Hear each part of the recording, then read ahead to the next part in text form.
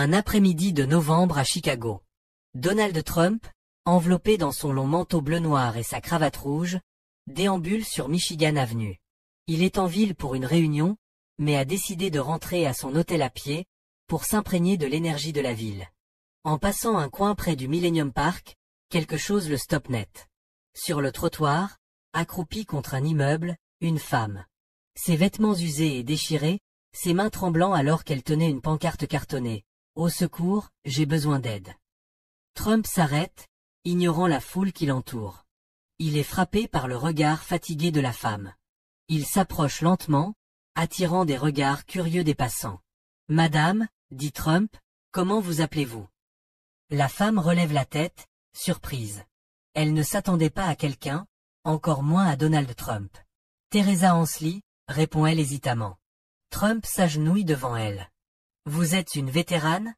« Oui, monsieur. » Sa voix à peine audible. « J'ai servi dans l'armée pendant 12 ans, j'ai été blessé à l'étranger, et les choses n'ont pas été faciles depuis. » Trump acquiesce, absorbant ses mots. « Pourquoi êtes-vous ici?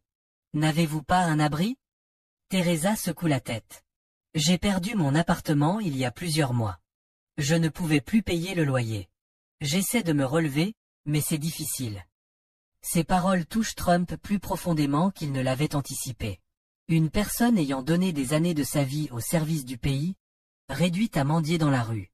Il ne peut pas simplement s'en aller. Il sort son téléphone. « Teresa, restez ici, dit-il fermement.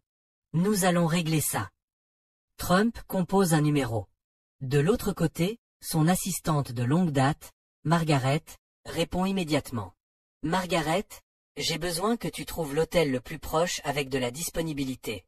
Et appelle un médecin, quelqu'un pour un examen rapide. Dis-leur que c'est urgent.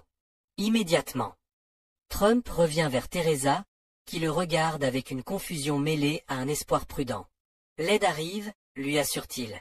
Mais d'abord, prenons quelque chose de chaud à manger. » Il appelle un vendeur de nourriture et lui achète une soupe et un sandwich. Elle mange lentement, les mains tremblant du froid. Au fur et à mesure qu'elle mange, Trump lui pose des questions sur sa vie, son temps dans l'armée, sa famille et comment elle s'est retrouvée dans cette situation. Teresa lui raconte ses déploiements, les amis qu'elle a perdus, la blessure qui a mis fin à sa carrière. Elle parle des difficultés de la transition vers la vie civile. Quelques minutes plus tard, un SUV noir élégant s'arrête au bord du trottoir. Margaret a agi vite. Un chauffeur élégant sort, ouvre la portière. « Teresa, dit Trump doucement, l'aidant à se lever. C'est pour vous. Nous vous emmenons quelque part de sûr. » Teresa hésite. « Pourquoi faites-vous ça, monsieur Trump? Vous ne me connaissez même pas. » Trump la regarde droit dans les yeux. Quelqu'un aurait dû le faire il y a longtemps. Le SUV la conduit dans un hôtel de luxe. Le personnel, averti par Margaret, l'accueille comme une VIP. Elle est conduite dans une suite au dernier étage, où une douche chaude, des vêtements propres et un lit confortable l'attendent. Un médecin arrive peu après pour l'examiner, lui fournit des médicaments et des conseils sur la reprise de sa santé. Trump reste à proximité, s'assurant que tout se passe bien. Pendant ce temps, Margaret a contacté Veterans United Support Service, une organisation à but non lucratif spécialisée dans la réinsertion des vétérans sans abri. En 1 heure, leur représentante, une femme souriante nommée Lisa, arrive. « Teresa, dit Lisa, s'asseyant à côté d'elle, nous allons t'aider avec le logement, la formation professionnelle et tout ce dont tu as besoin. Tu n'es plus seule. » Les yeux de Teresa se remplissent de larmes.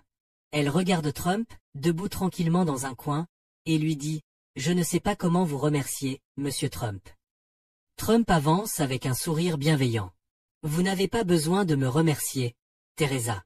Vous vous êtes mérité ça il y a longtemps. » Le lendemain matin, Teresa avait un nouveau plan.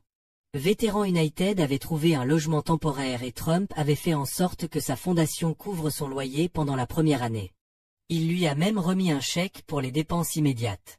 Alors que Trump se prépare à partir, Teresa l'arrête. « Monsieur Trump, dit-elle, la voix maintenant ferme. Vous avez changé ma vie d'une façon que je ne peux pas décrire. Merci beaucoup. » Trump sourit et répondit. « Teresa, vous allez faire de grandes choses.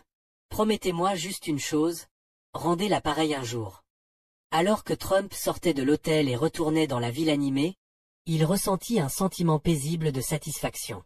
En quelques heures, une vie avait été transformée. Et pour Teresa Hansely, l'avenir semblait soudainement radieux. Et c'est la fin de cette histoire. Merci d'avoir regardé jusqu'au bout.